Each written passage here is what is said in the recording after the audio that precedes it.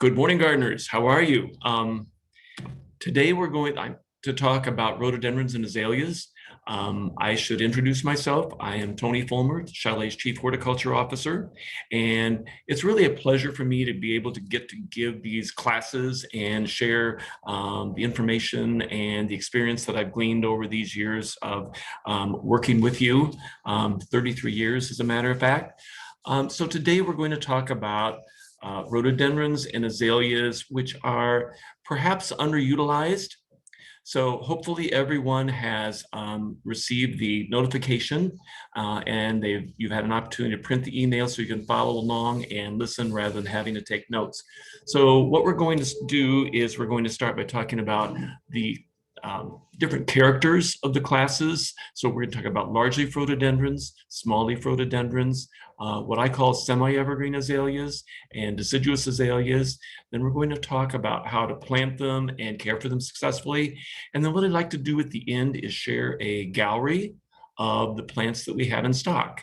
And you're going to get a nice bonus. Those of you that are attending the class are going to have an opportunity to shop either online or in person Friday through the end of business on Sunday for these plants at 20% off. So we want you to encourage you to continue attending these classes. So let's get started.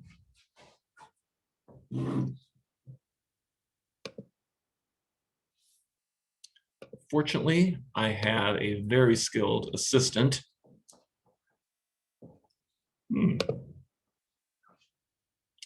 Okay. The large leaf rhododendrons are the ones that have leaves anywhere, they're long and narrow and anywhere from 3 to 5 inches long. For those of you that grew up in the, particularly on the in the Northeast, where you see them where they get 10 to 12 feet tall, they don't do that here. Our soil type and our winters can impact that, but there's still a number that you can do that are hardy and that you can do successfully here. So the large leaf rhododendrons typically are, the plant silhouette is rounded, and usually they are about as broad as they are tall. And they have these huge softball-sized flower clusters in numbers over the top and down part of the way down the side of the plant. So it makes a really stunning show in May and June in our climate. As far as where to grow them, because they have a large leaf, they need some shade in the summer and also in the winter. So what we like to do is recommend a situation in a perfect world where they get a half day of full sun. Ideally, that would be morning sun, and then a half day of shade. And so if they are in a situation where that sun is dappled through trees, then you want a little bit more of an opportunity for them to accumulate sun so that they age a little bit more gracefully and the plants stay more compact. In winter, you really want to avoid either full sun sites, for example, on the southwest or south side of a building up against brick where they would get reflected heat that would change the daytime temperatures dramatically and cause the plants the possibility of dehydration. And then also remember that our prevailing winter winds are from the north and west. So if you're thinking about buying a group of 3 to 5 large leaf rhododendrons to make a statement, kind of stand in the site where that you're considering and look to the northwest and see if it's open or if there's something that will be breaking, like a neighbor's home or a fence or a grouping of dense evergreens that will stop and slow some of that dehydrating northwest winter wind.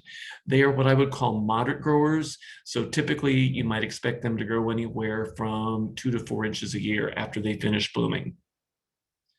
Then we have the small leaf rhododendrons. And for those of you that want the rhododendron look, but have a more challenging site, say more sun or more shade or more winter wind, any site that you consider to be more extreme, perhaps you should consider the small leaf rhododendrons. They tend to be a little bit more base-shaped and upright. They're always taller than they are wide.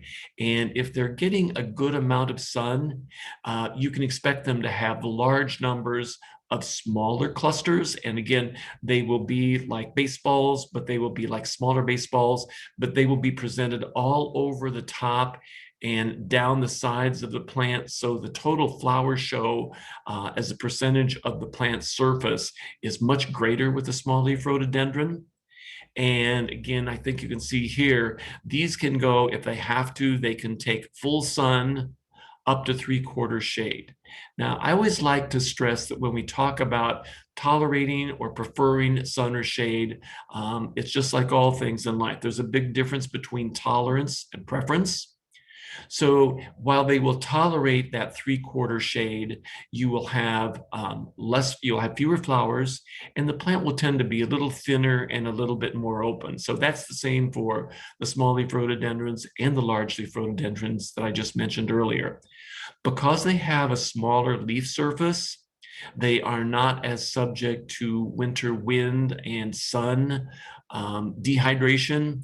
So if you have a more windswept area, but you really want the look of a broadleafed evergreen, the small leaf rhododendrons would be perhaps a better choice.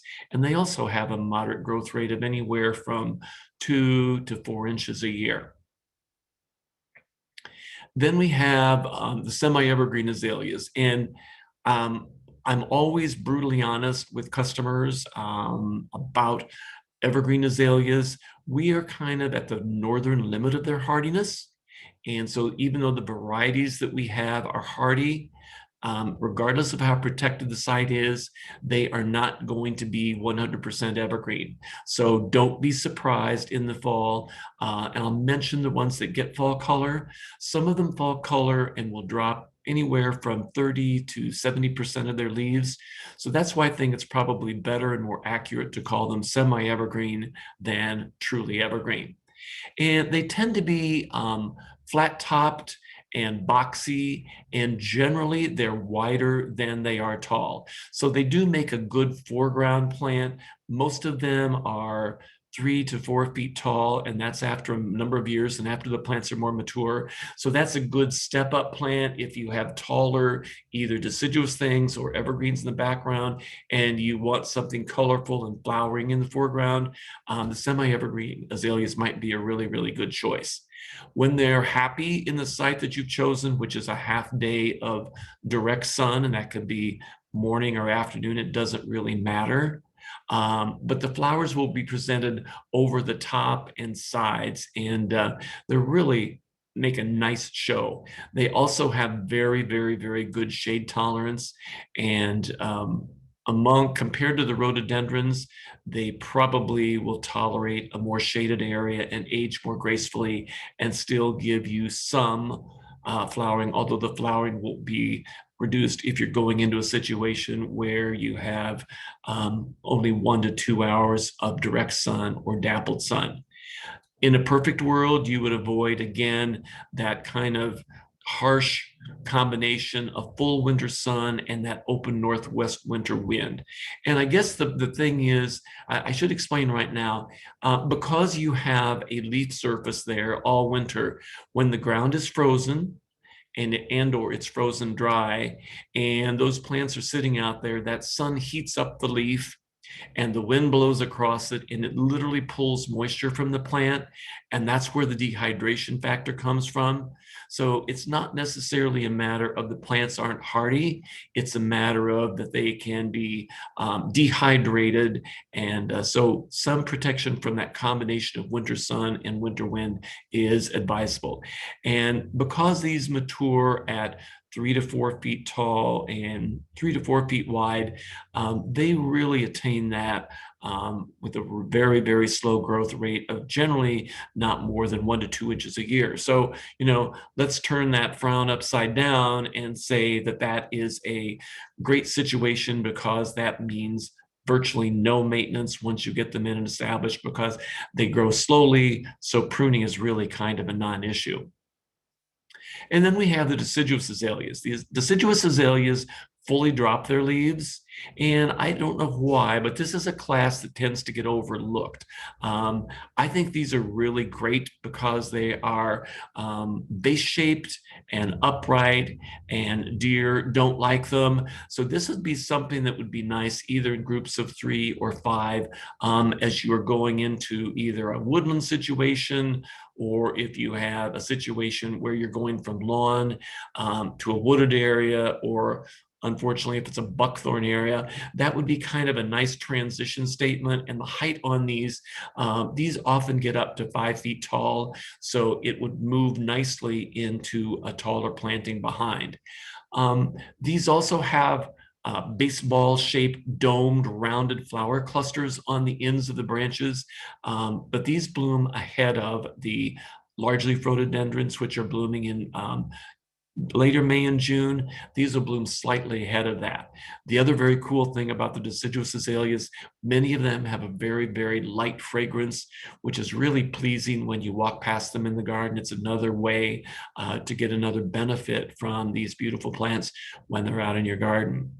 These can go full sun. They can tolerate a half day or even more of shade.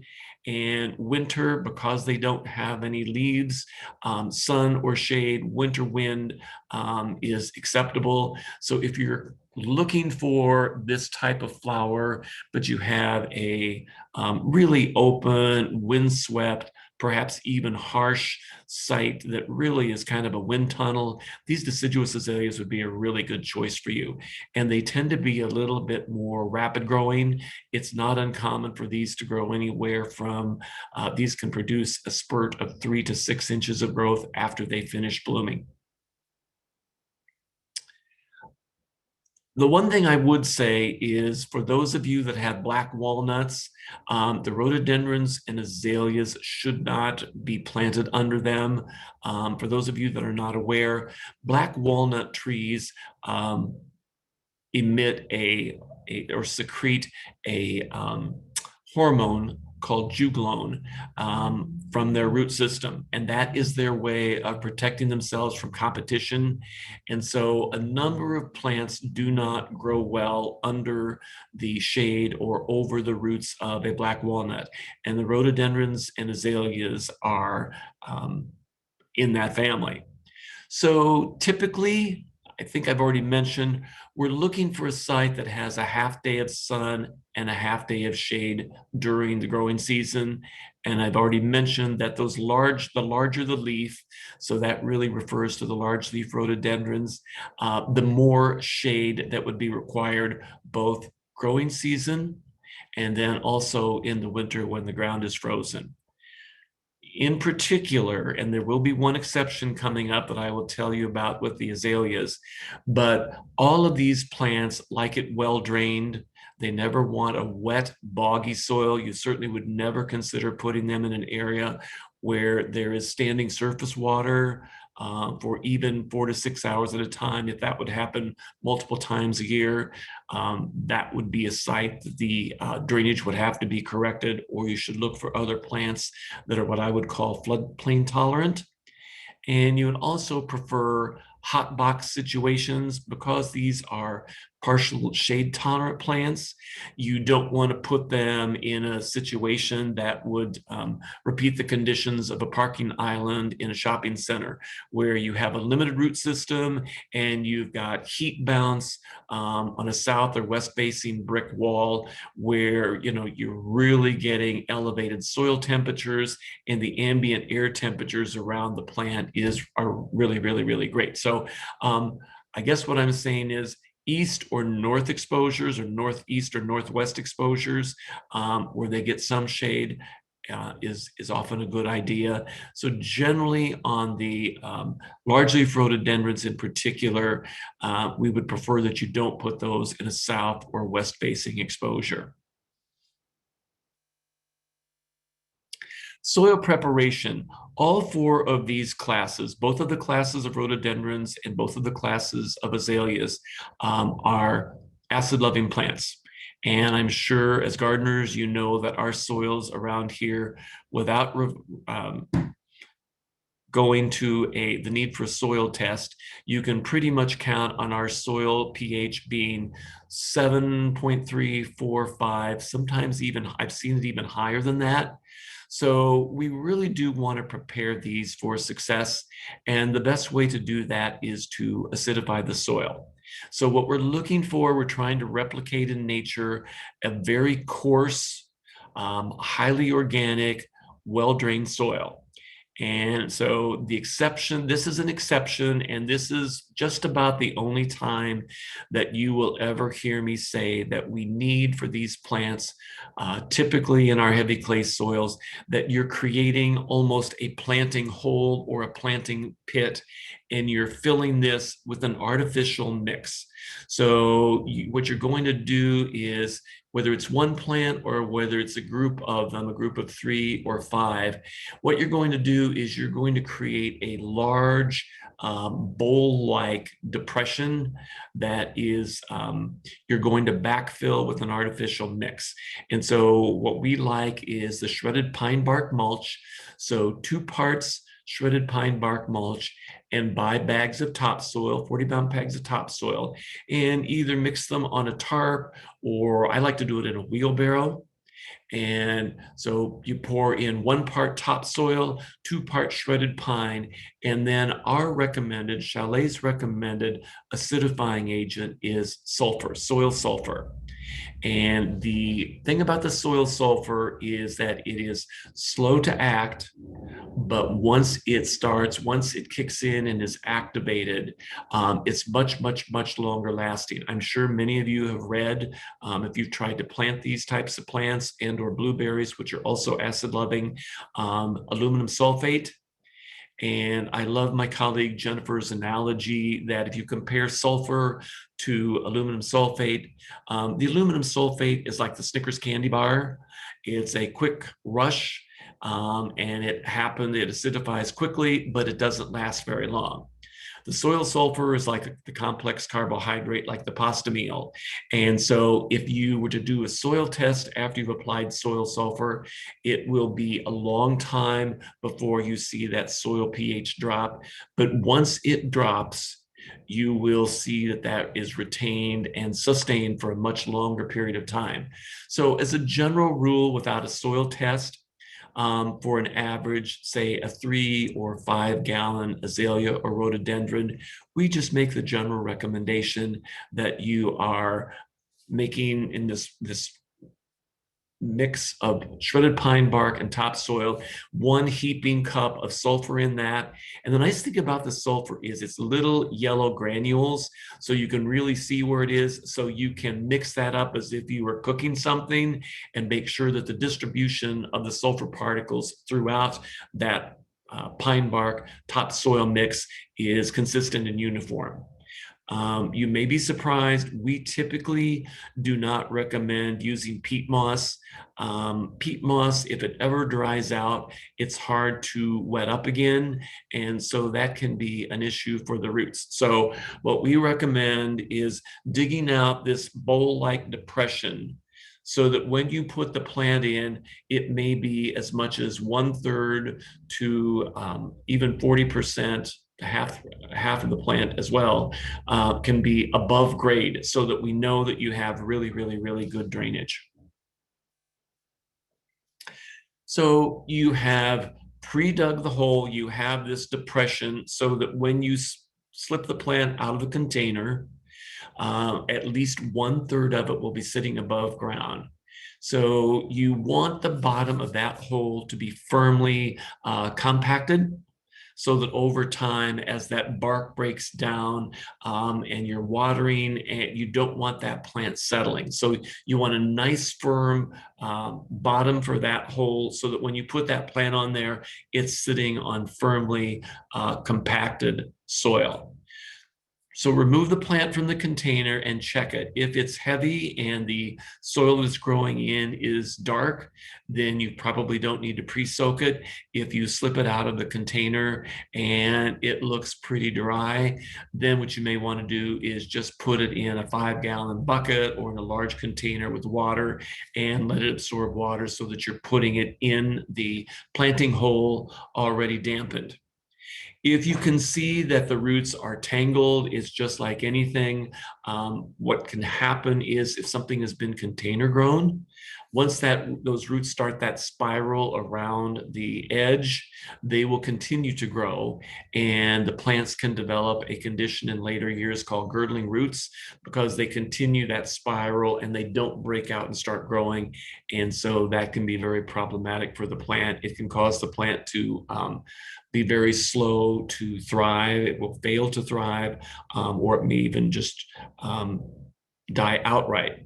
So what we like to do, and I know this is hard, but get a utility knife or anything sharp that you can just, if you see that those roots are really intertwined and dense, just like when you're taking annuals or perennials out of their containers, if you see that root system really enmeshed, don't be afraid to use a box cutter or a utility knife and dig into the root system at least 3/4 to an inch and make vertical slits from top to bottom, and do that about, if you're looking in top view, do that at like 12 o'clock, 2 o'clock, 4 o'clock, 6 o'clock, 8, and 10. And then go in after you've done that with your fingers and rough that up. So what you really want is you want roots that are sticking out into the air. You want at least 1/2 or 3/4 of an inch of roots, because when you put that in and you start backfilling with that soil, bark, pine bark, and sulfur mixture, you're going to actually put that in contact with the roots so that they won't be so jarringly surprised, and they can start growing right into the mixture that they're going to be spending their life in. So I've already talked about digging the depression 2 to 3 times wider than the diameter of the root ball. And you've got the root ball in the planting hole so that 1/4 to 1/3, and if it seems like it's a little bit moister than it should be, but you really want them there, then it's not incorrect to have the plant with 1/2 of the root ball above the finished grade, because what you're going to end up with are plants that are slightly mounded above grade, because once you put them in, you're going to fill halfway with a bark topsoil mix and then water to let that settle and also settle in among the roots that are exposed. And then you mound the balance so it's heaped like this, again with the bark topsoil sulfur mix, so the top of the root ball is even with the surrounding soil grade, and then you water. Now, this very last point is important, and I'm sure that you've never heard the word spear stake before, because that is something that I have coined. If the plants are, you have the plants that are 1/2 above or 1/3 above grade, and even though they're firmed in there, if you have something, especially like the large leaf rhododendrons, they can be very dense when they come from the growers because they've been pruned, so they're really quite dense. They can act like a sail. And I have had people say, oh my gosh, we had 40-mile-an-hour winds last night. The rhododendrons that I put in a month ago are listing like this in the opposite direction of the wind. So what I would do is take the little bamboo garden stakes, or we have those little tack iron stakes that have the steel cores, and just gently run those down the edge of the root ball and all the way down and into the soil 3 or 4 inches to hold them in place until they get rooted in. And then that really greatly reduces the chance of you having them blown out or listing to the side. So I call that spear staking. And don't worry, again, it only takes 3 or 4 of those placed again like in quadrants, but make sure that you are at the edge, but you're going all the way down and piercing into firm subsoil below, and that will hold the plants in place. Mulching, because you bought pine bark mulch to mix with the topsoil, that also is going to be, you already have it there. So that's probably your best finish mulch. And why do we mulch? We mulch to reduce weeds, reduce the amount of watering that you need to do. It reduces the soil compaction from driving rains. It adds organic matter as it decomposes. In the case of the pine bark mulch, it is the only mulch that we have that has a slight acidifying effect. So that's another reason for making sure that you're incorporating the pine bark mulch into the planting hole. And then that is also your finished mulch. After the plant is in the ground, you've done your watering and you're ready to mulch, we always recommend using the pine bark mulch. And like everything else, you want to make sure that you leave a 2-inch diameter opening all the way around the stem or collective stems coming out of the ground. If it's multi-stems coming out of the ground, you want to make sure that you leave a donut-sized opening. We never want to put any mulch up against the trunks or the bark so that it is keeping the bark tissue constantly wet on the stems.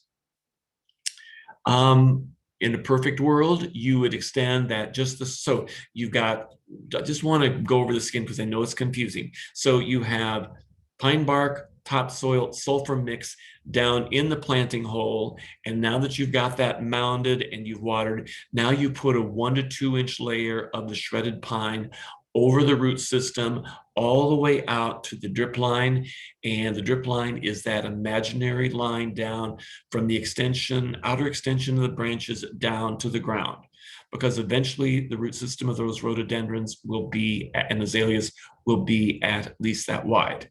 Now, unlike the shredded hardwood mulch, which doesn't break down as quickly, I give you a grant that the pine bark mulch does break down more quickly. So you do have to replenish that more frequently and top it off, but you just want to maintain that 2-inch layer all year round, and especially going into the winter. Watering is perhaps one of the biggest issues with rhododendrons and azaleas, and I think that people have a tendency to want to water them like hydrangeas. And you have to remember, hydrangeas are moisture loving and they like to be constantly moist. They have a big, soft leaf that dehydrates.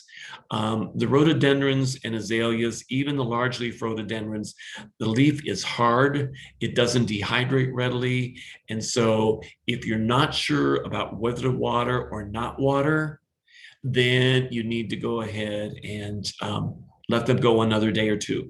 Our soils are overwhelmingly, unless you live along the sand ridge in Evanston, the drainage tends to be a little bit slow, and it's much better with all these rhododendrons and azaleas to err on the side of watering deeply and then allowing the soil surface to dry well between waterings. Because if you have those well mulched, even though the mulch may start looking dry, I can guarantee you underneath that 2 inches, it's still going to be moist for a number of days. So I personally, like all my plants, I prefer hand watering with a watering wand or some kind of a similar device, and really concentrate your water on that root system. That first year, you don't need to be out there watering all the way around and out beyond the root ball. When you water, when you decide that you need to water, you want to concentrate that water and make sure that it's getting in the root system. And this is not in your handout, and I'm just thinking about it now as I'm talking, but I want to give you a little tip that I use. People always want to know how much do I water? How do I know how much is not enough? If you want to answer that question while the plant is sitting above ground, either in its container or if it's balled and burlapped, and before you plant it, get your tool, whether it's going to be a watering can or if it's going to be a hose-in sprayer, take that plant and water it. But while you're doing that, watch the sweep second hand of your watch and time it. And when the water starts coming uniformly out of the container, out of all the drainage holes equally, or if it's balled and burlapped, you see the burlap moistening from top to bottom and darkening. And when water starts running out of the bottom of the root ball, look at your watch. And if it's 30 seconds or 45 seconds or a minute, once that's in the ground, that's the same amount of water that you're going to want to give it, because you don't want to flood the area. All you want to do is pretend like that plant is still sitting above ground. And when you deliver water, it needs to just be to the root system. Sprinkler systems are not, I repeat, are not an appropriate way to water rhododendrons and azaleas. Unfortunately, most people use their irrigation systems. They have them on during the summer every other night. Monday, Wednesday, Friday, and they let them run for 7 or 10 minutes, and all they're doing is splashing the foliage, and they're not really deep watering. So remember, this is a plant that has a limited root system. When you water, when you decide that you want to water, you need to water thoroughly enough that you moisten the whole soil ball from top to bottom and side to side. And once you've accomplished that, you're finished. And you're finished for a number of days. So again, don't flood the area. Don't go out and soak them every day or every second day. I can't even imagine you need to do it every third or fourth day, especially with the rhododendrons. They just do not need that kind of water. So if in doubt and you're not sure, let them go another day or two between waterings rather than erring on the side of watering. Because once they become symptomatic, if you've overwatered, by the time they show symptoms, you probably are not going to be able to reduce the or reverse that problem. Fertilization. Everybody likes to fertilize. Everybody wants to fertilize. So the best fertilizer, the easiest fertilizer to use is the Hollytone. And we really like that. It's not only a good, gentle, do no harm fertilizer. So it's 4% nitrogen, 3% phosphorus, 4% potassium, and it also has a 5% sulfur in there. Now, that's going to automatically make you say, well, if I have 5% sulfur in there, then I don't need to add sulfur. You still need to add sulfur. Adding the Hollytone once or twice a year, you're boosting, you're keeping the acidifying effect going, but you still want to use sulfur. And I'll go into that in a little bit more in just a minute as a top dressing on established plants. What you don't want to do is you don't want to, either the first year or thereafter, you never want to use the water-soluble fertilizer like you might be using for your containers. So don't use something like the product Miracid, which is 30% nitrogen, and that is immediate effect. And what can happen with that is if you apply something like this very high nitrogen in a water-soluble form before the plants bloom, especially on the two different kinds of rhododendrons, what may happen is that nitrogen may affect the hormone balance. And those plants may, even though the buds are sitting there waiting since last fall to bloom for you, they may abort. And then this current year's new shoots may come up around that, and the flower bud may turn brown. So you also want to, for plants that are in deeper shade, and this is true of anything, the more shade that a plant is in, the less fertilizer you want to give, and certainly smaller amount of nitrogen that you want to use. Because again, if the plants don't get enough sunlight to utilize that nitrogen, what you're going to get is extreme elongation, and the plant is going to thin and it's going to be more open. So plants in deeper shade fertilize more lightly. Now, as far as acidifying on an annual basis, that's a really, really good idea. So even though you may be using the Hollytone once or twice a year in the spring, we still recommend adding at least 1 cup of sulfur for a small plant, say under 24 inches in height and or spread. If it's larger than that, probably 2 cups of sulfur. But what you must know is with sulfur, the organic matter in the mulch can bind that. And so the sulfur has to be applied directly to the soil surface. So what we like for you to do is just get in with your hands or some kind of a cultivator, something with your gloves, and pull the mulch all the way back again to that drip line, that imaginary line down from the outer edge of the branches to the ground, and then apply the 1 to 2 cups of sulfur over the soil surface. Water it lightly so it's in contact with the soil, and then just put the mulch back over the top. And if you're doing this for rhododendrons and azaleas, probably that top dressing once a year is fine, but that would be in addition to at least a once a year spring application of the Hollytone. Don't do any fertilization after mid-July, because what has happened is after they bloom, they will immediately start growing new stems, and that's where next year's flower buds will be formed. So you'll be able to look at your azaleas and your rhododendrons in September or early October and say, okay, I've got flowers here and flowers here and flowers here. So you don't want to keep fertilizing late into the summer. You want those plants to harden properly and form flowers for next spring's bloom. The neat thing about rhododendrons and azaleas, and I mentioned it earlier, is they really don't require much maintenance or certainly pruning maintenance. If you're going to do anything, if you have, for example, if you have some of the semi-evergreen azaleas, and for some reason you have a branch that goes way out and beyond the silhouette of the plant, you can certainly always do that and take that, cut that back above the set of leaves so it's back down in the silhouette of the plant and doesn't look funny or tacky. But you always want to prune immediately above a set of leaves. As far as deadheading, it's exactly the same as your perennials or your annuals, particularly with the large leaf rhododendrons and the deciduous azaleas. They tend to have large, conspicuous flower masses on the end of each stem, and they really benefit from deadheading. And the easiest way to do that is to hold immediately below where the spent flower is. So you wait until the flowers discolor and the petals are hanging or dropping off. And when you look underneath there, what you're going to see is anywhere from 2 to 4 little tiny pointed buds.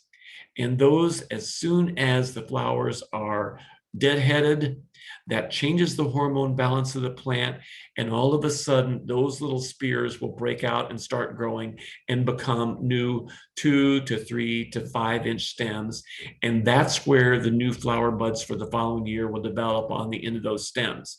So especially on the large leaf rhododendrons, rather than use a pair of pruners, if you hold in underneath that spent flower, you can just snap that flower off and it will really come fairly clean. The deciduous azaleas will do the same.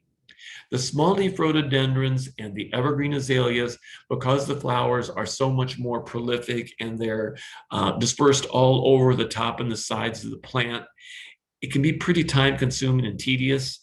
So, Martha Stewart may have minions that can go out and do that kind of deadheading so you don't have this debris on the ground for a while. I personally have found that if you don't deadhead those, if you have the time and can do it, fine. It's too tedious even for me to do. And what I have found is it doesn't really, if you don't deadhead the small leaf rhododendrons and the evergreen azaleas, it probably will not affect the following year's bloom very much. They will still push out new leaves and stems and flower for you all the following year anyway. Just like hydrangeas, sometimes things don't bloom. So I wanted to give you some of the reasons that your rhododendrons or your azaleas may not bloom this first year or bloom well at all this year. If the plants were just planted last year, and especially if you see a lot of growth on them, they may just be really happy in their new site, and the hormone balance is such that they are growing leaves and stems at the expense of flowers. So that's one of those things where you want to just give it time. I mentioned earlier, you want to really watch for giving them excessive nitrogen. You don't want to produce lots and lots of foliar growth or stem growth. And that's why something like the holly tone is good, because it's 4% nitrogen. It's a very gentle, do no harm feed. Too much shade. And again, this gets into, is it tolerance or is it preference? And you can kind of push the envelope and push the plants back in more shade, because they're probably almost as shade tolerant as any flowering shrub that you're going to find. But with that, with more shade, you have to realize you're going to sacrifice bloom, and the plant is also going to be a little bit more open than if it gets 4 to 5 hours, that half day of sun that we talked about earlier. If the plant, and again, this is the largeleaf rhododendrons and the deciduous azaleas, if they bloomed really, really, really profusely the year before, but you didn't deadhead them, then it may be that they sat there in a hormonal state where all of that energy was being produced into theoretical seeds. And so they were not anxious to kick out and produce another set of stems with next year's flowers on it. Cold temperature damage in the winter can certainly be an issue, or any combination of the above can cause less bloom or no bloom than you had hoped for. Winter care.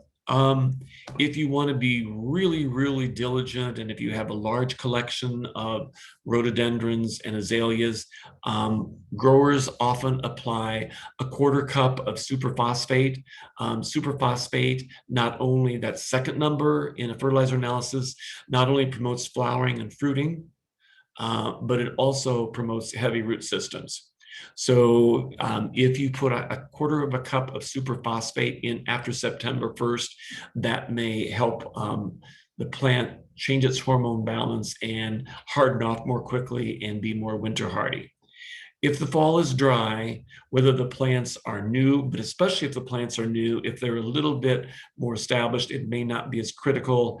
But I always think it's important, if fall has been dry, continue watering deeply on a regular basis so that the plants are well hydrated when the ground freezes. It's really important that they have adequate moisture because, again, they except for the deciduous azaleas, they all have a leaf surface over the winter that is constantly dehydrating and losing water. And if that ground is frozen and it's frozen dry, then you're more apt to have winter damage and what we call winter burn. Always top the mulch off. If that pine bark mulch has decomposed or floated away from watering, or for whatever reason has fallen below that 1 to 2 inch level, always make sure those plants go into winter with that 1 to 2 inches of mulch on top. That not only helps retain the surface moisture, but it also allows the plants to go into winter slowly. That insulation effect of the mulch keeps the soil temperature from dropping too quickly, and that gives the plants a chance to produce just a few more little root hairs before the ground freezes. And then there are, if you, for whatever reason, are trying to push the envelope a bit, and you have your plants in a site where they get that unbridled northwest winter wind, and or like south or west sun from a brick wall over the winter, where it can heat up a little bit and give the plant mixed signals about how cold it really is. There is a product called Wilt Proof, WILT-PRUF, and that is an anti-desiccant spray. And years ago, I tracked down the owner of the company because it doesn't say what the product is. And it is actually a pine resin derivative. And so it acts as a sealant. So the last warm days that we have in the fall, over 40 degrees, and it does have to be over 40 degrees, you apply the Wilt Proof, and it comes out as a milky foam. The important thing is you want to spray that on the underside of the leaves. The stomata, if you go back to your high school biology, the stomates, where the gas exchange and the water loss are in plants, is on the underside of those leaves. So don't waste your time, even though it's more comfortable and easy for you to spray over the top. You want to get down your hands and knees and spray on the underside of the leaves, and that acts as a sealant. So you do that the last few days that we have above 40-degree temperatures for the winter, and it does, like anything, it does break down over the course of the winter. So if you've had a really, really harsh winter, and again, if your plants are in a pretty challenging location, you may want to go back and make a second application on a day when, for whatever reason, the temperatures get above 40 degrees for 24 hours, and you can get out and apply it to the underside again so it has time to dry, and that makes a difference. While we're talking about rhododendrons and azaleas, this is also a good thing to use on any other type of broadleaf evergreen, hollies, boxwood, anything that's in a challenging location. This may help the plants come through a bad winter in a way that they might not if you didn't do that.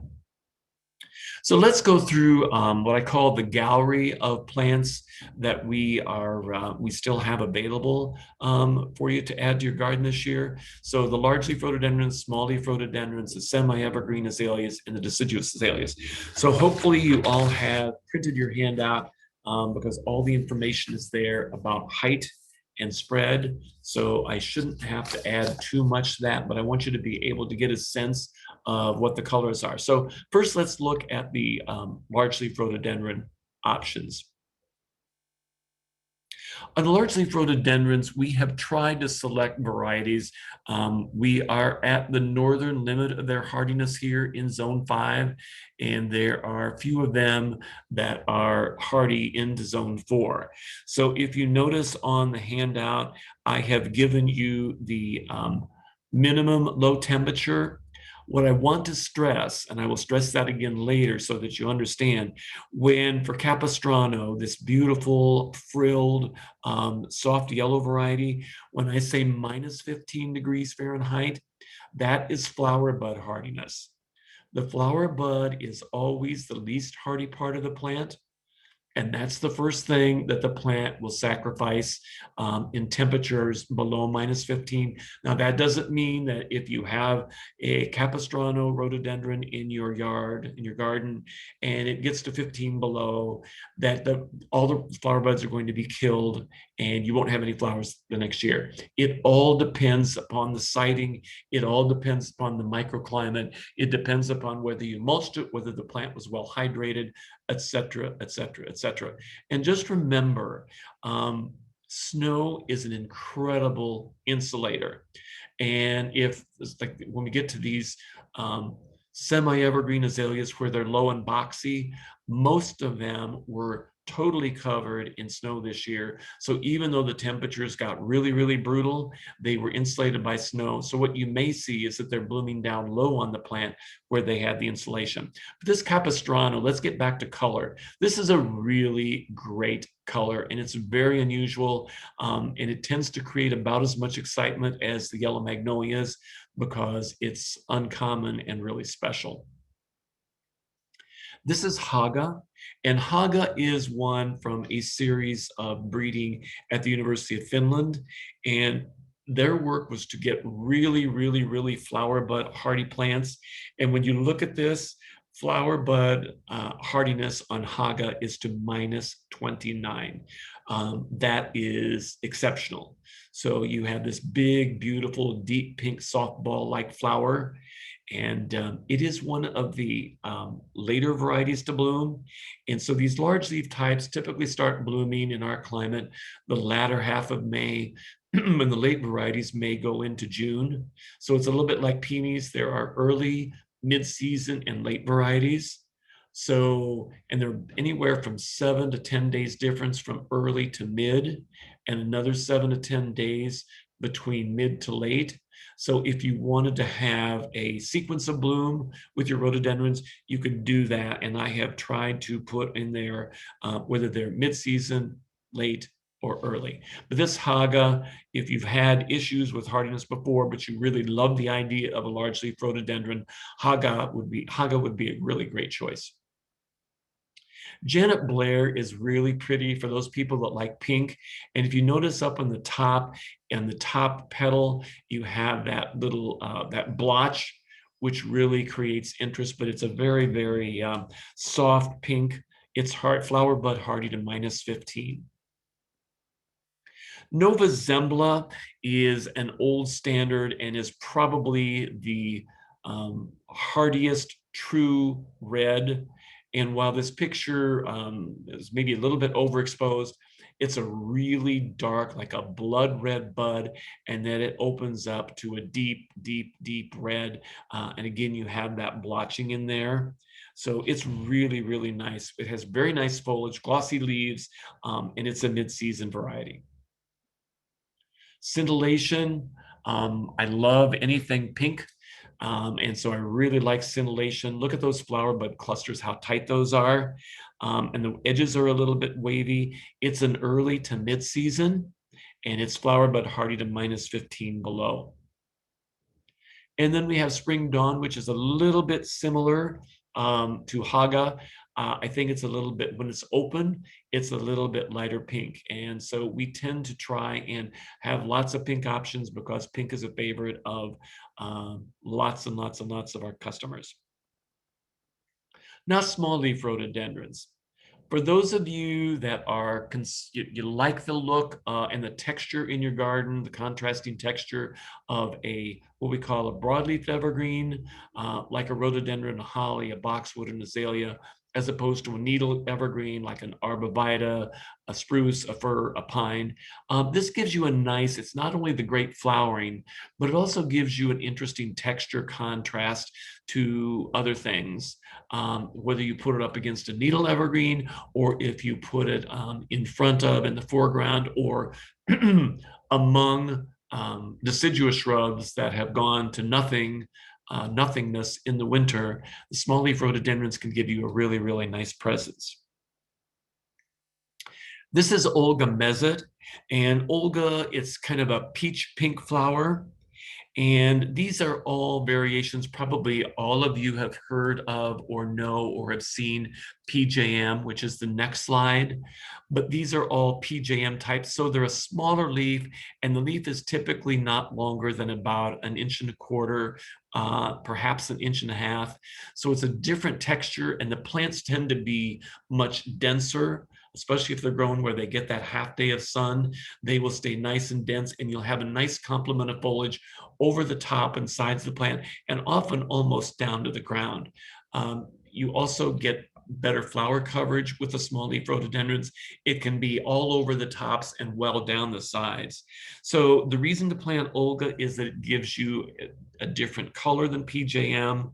It blooms at a different time. It's about 7 to 10 days after Pjm. The cool thing about all of these small leaf types is they all take on winter coloration.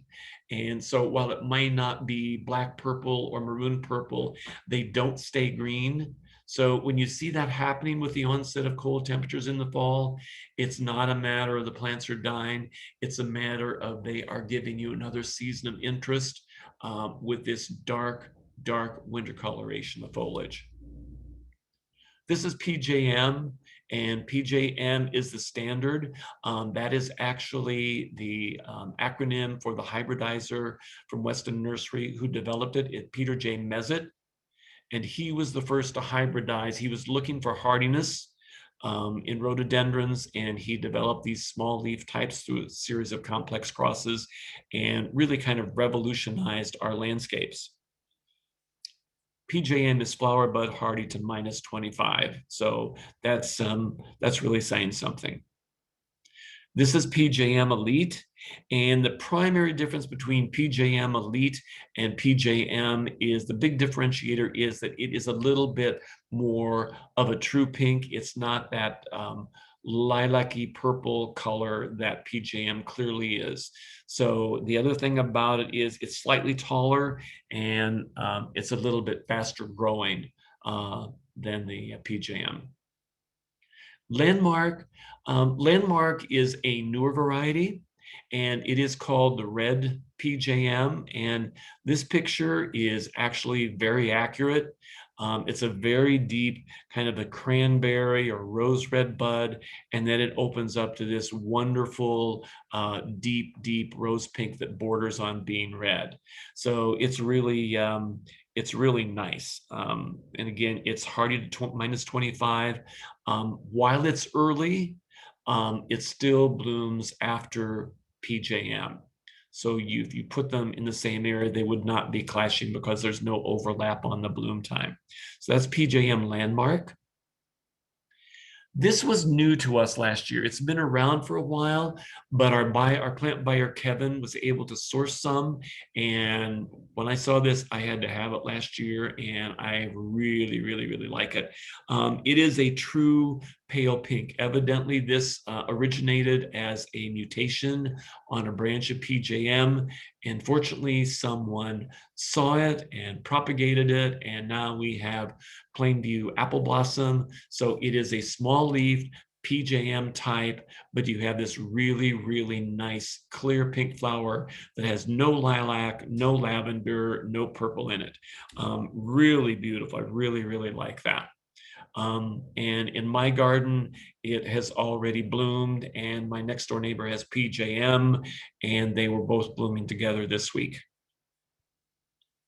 Then we have sugar puff. There's a real lack of white small leaf rhododendrons, and this sugar puff we've carried for almost 10 years now, and it's a very petite flower, but the flower clusters are very nice, and it's unusual for a white plant in that the foliage is really dark green, and then you can see in this pictures you have a nice it's not quite burgundy, but it's a reddish brown stem that is attractive even when the plant is not in flower. That's hardy to -15.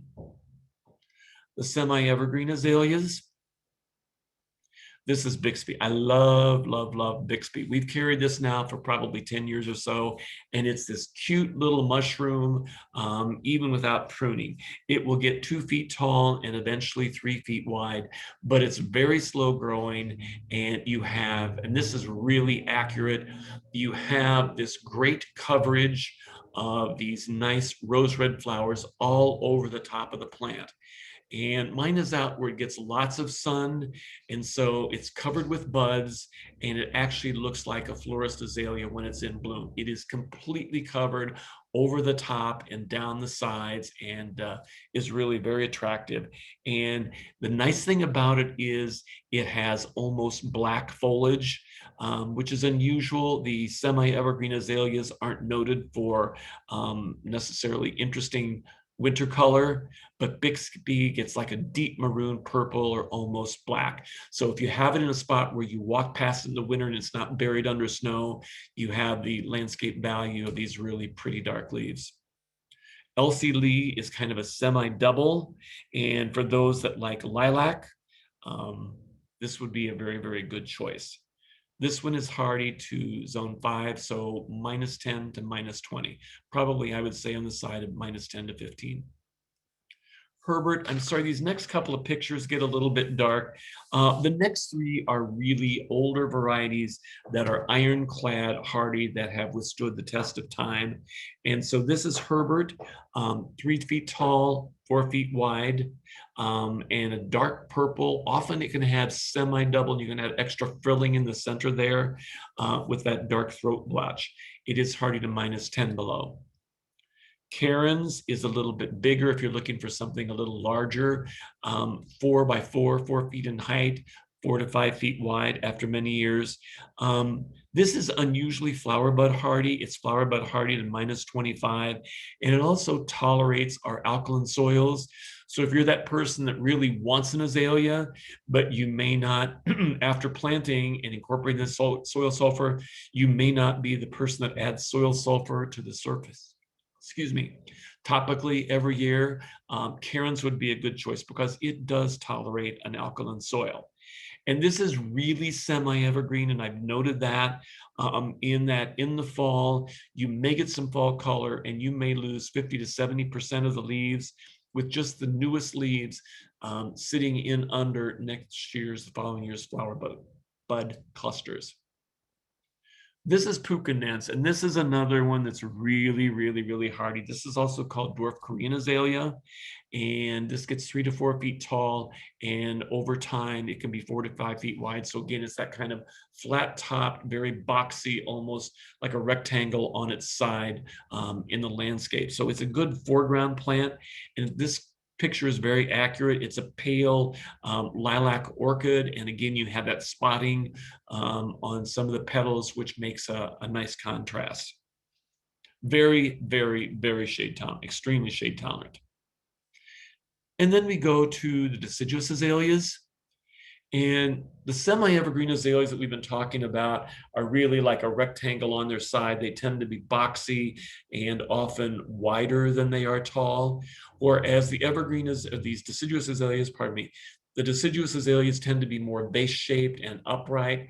And while they can be as wide as they are tall, the branching, the overall silhouette in the winter is that the branches are still it's very much more vertical element.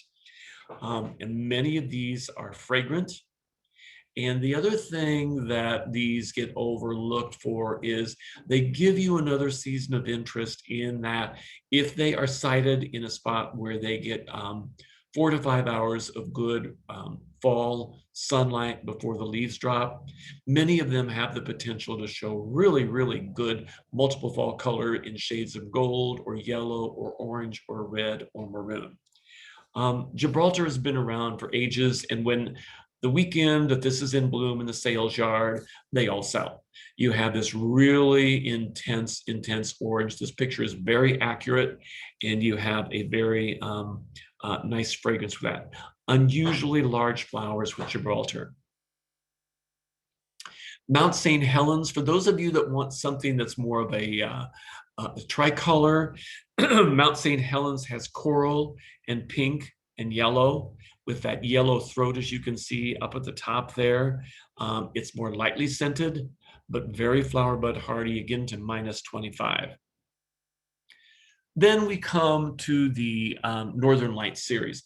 The Northern Lights series is credited with being bred at the University of Minnesota.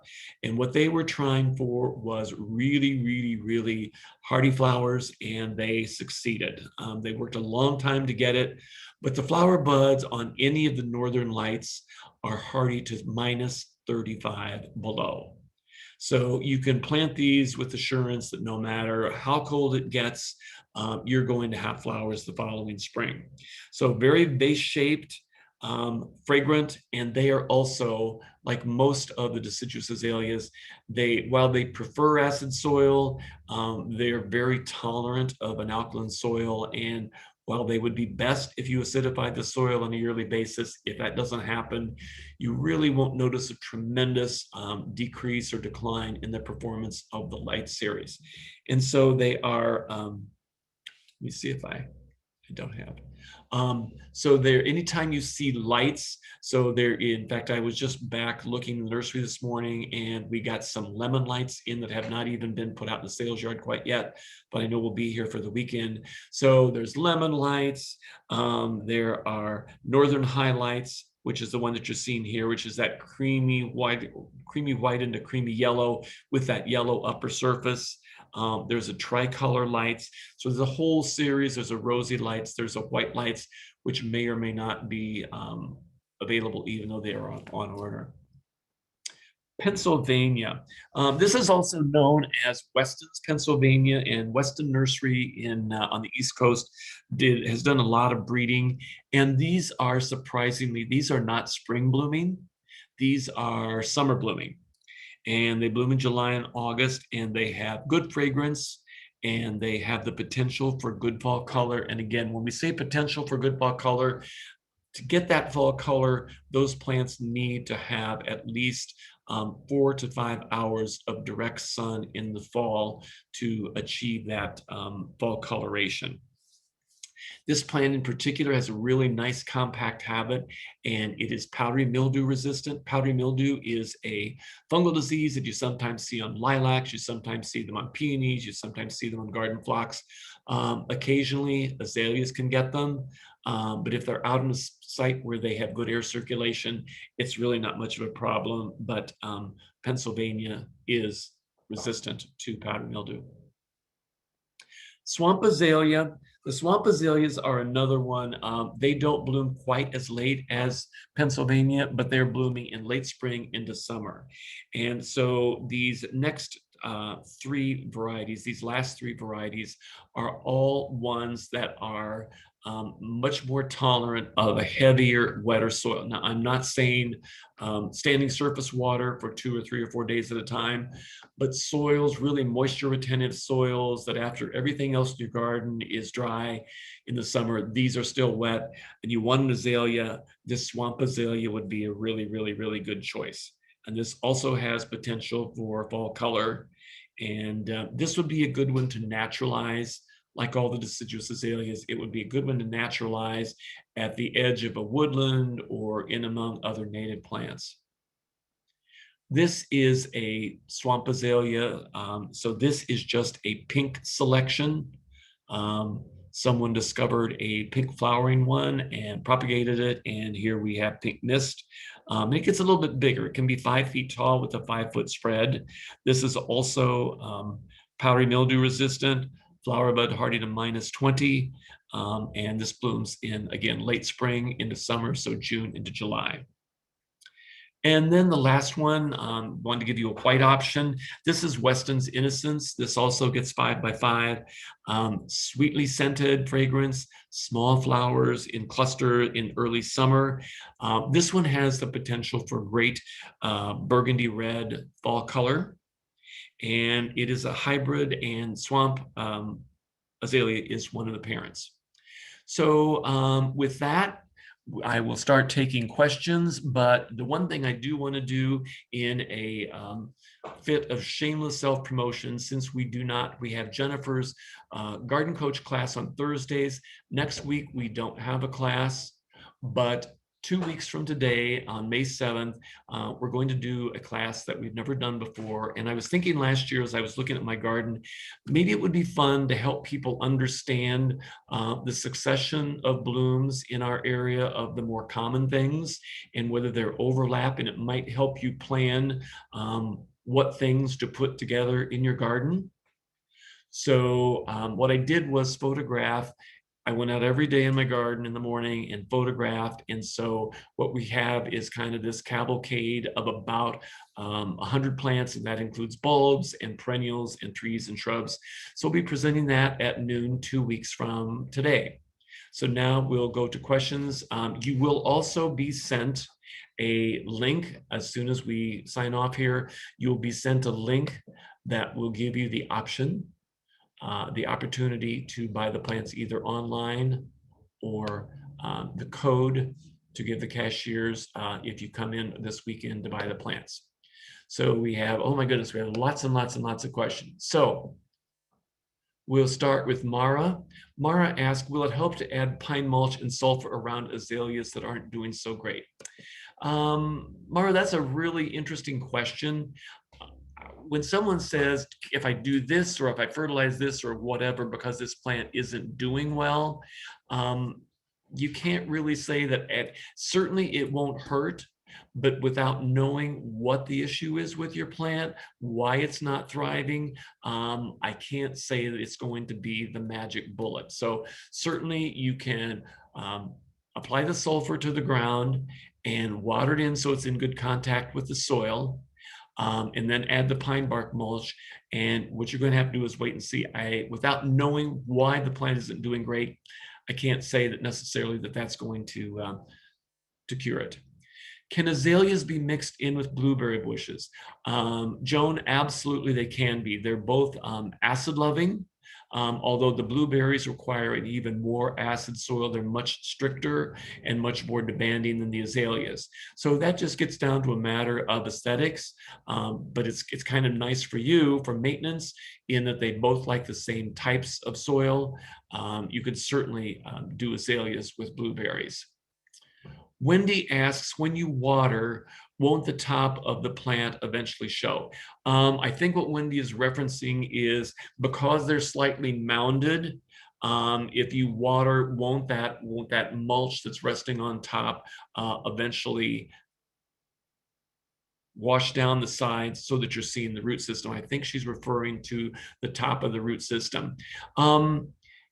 hopefully you won't have it so that it's 3/4 of the way. In a perfect world, what you're doing is you're really taking that mound out gradually. So it's not, the plant isn't sitting this far above ground and then it drops off 6 inches on either side like that. So if you do that gradual mounding of the mulch all the way out to the drip line, and you're not shooting it with a fire hose attachment and blowing the mulch off, the top of the root system should not show.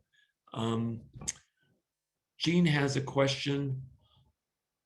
What precautions do you need to take if you live along the sand ridge in Evanston? Well, Jean, you are one of the few people that I would say you have permission to incorporate, because you already have a very, very, very well-drained soil.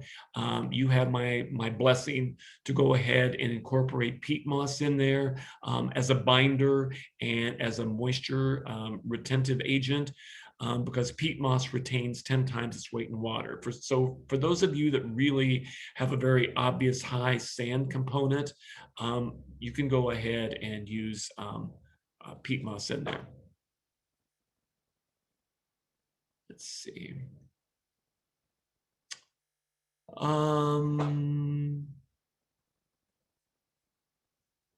Okay, we have a lady that needs a handout, so we'll take care of that. Email hello@shalleynursery.com if you did not get a handout, and they can send it. We do get a few bounce backs every time when we send it, so sometimes I think there's typos in the email. So if you do not get the handout, just email hello@shalleynursery.com and they'll send it right over to you guys. Okay, and hello, Becky. For established plants, should they be fertilized before or after bloom? I want to just reiterate, if you are using something like Hollytone, that is a do no harm fertilizer, and being a 4-3-4, you can use that on rhododendrons and azaleas, and there is no possibility that that will cause the flower buds to abort. So you can go ahead and do that right now and not have a problem with that. Heidi, are coffee grounds good for these plants? I'm assuming, Heidi, you're referring to the slight acidifying effect of coffee grounds. And absolutely, of course, you can use that on there. You can either compost it and put it on, or you can put it directly on top of the mulch. And that certainly is a good way to use it and recycle it. Sorry, I'm too fast here on scrolling up the questions. Oh, Kelly says, I have a spring dawn rhododendron. My dogs urinated on it repeatedly last winter. Kelly, not good. The area of the plant where it was wet on has died back, leaving an empty spot. Will the plant naturally fill this area in, or should I plant a perennial to cover the hole? It was newly planted last year. Rhododendron, especially those large leaf types, are moderate growers. So if that has died back, and you prune that out, you cannot really expect that to fill in and be in a year or 2 or even 3 years to have that fill in and be a nice looking, aesthetically pleasing plant. So I think you probably need to either put another spring dawn in and retrain the dogs, or you need to try and put a perennial in to try and hide some of that.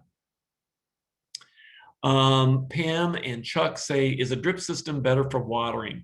How often should I water this way?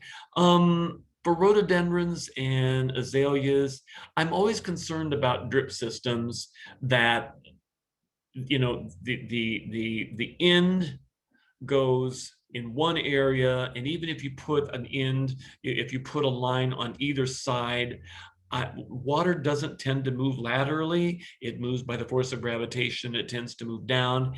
And I'm always concerned about having part of the root ball wet or moist and other, pie-shaped wedges of it dry. And a new plant is under a lot of stress, and its whole root system, its whole being is in that soil mass.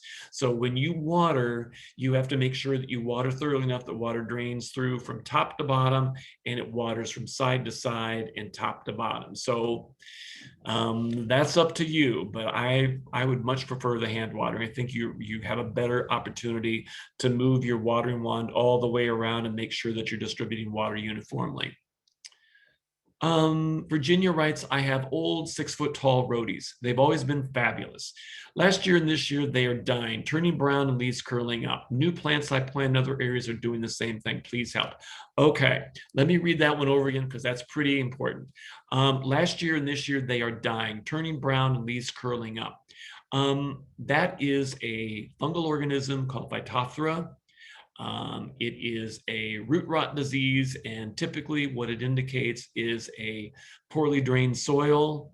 And if these have been in for years and years and years, and you're saying, well, nothing has changed about the drainage, it can be as much or as little as having 2 to 3 springs where we've had excessively heavy rainfalls that have been very, very concentrated, and those plants are staying wetter than they want to be. So that is Phytophthora, and or root rot. It's a root rot organism. So it would indicate to me that on the established ones, that the last couple of springs that they're in a spot that was marginally well drained for them, and the last 2, or I think it's 3 springs that have been so wet have just pushed them over the edge that that organism now has found appropriate conditions to germinate and grow. And so, and for those of you that don't know, it starts as the plant will be fine, and you'll go out and check it a week later, and all of a sudden, most often it's 1 stem or 2 stems. It starts gradually, and the leaves will wilt and they'll hang down, and you will think that you need to water it. And so then you go out and water, and that only exacerbates it because you're stressing it more. And as you do that, over time, the leaves roll up and they curl and they hang down, and you have a stem that looks like it's full of brown cigars hanging on there. The leaves don't drop off. And when you see that, that's Phytophthora. And again, that is a root rot organism. And there is, once that shows, there is available to homeowners, consumers, there is not a product to use that can really halt that. Okay. Mike asks, I have mulched my Karen azalea with cottonburr compost or mulch. Was this bad for them? No. Again, it's a matter of better, best.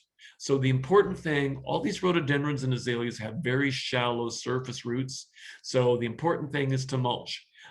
In a perfect world, I still like the idea of the bark mulch, or the shredded pine, because the other thing that I failed to mention is not only is it the only mulch that we carry that is somewhat acid in reaction, it also has been found to have an antifungal inhibitor in it.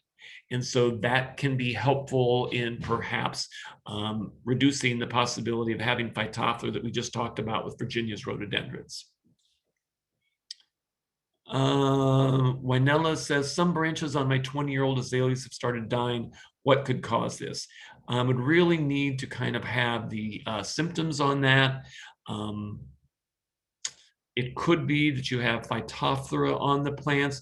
The other thing is if the plants are near the house, if these are evergreen azaleas or semi-evergreen azaleas, and the plants are near the house, and this winter, if you had sheeting of snow and or ice off the roof and it fell down on top of the plants on a warm day and then froze, it could be cold temperature damage. But without seeing the symptoms, I really can't say. So again, that is all of the questions, and I thank you all for attending, and I hope to see you back here 2 weeks from now. Thanks for attending.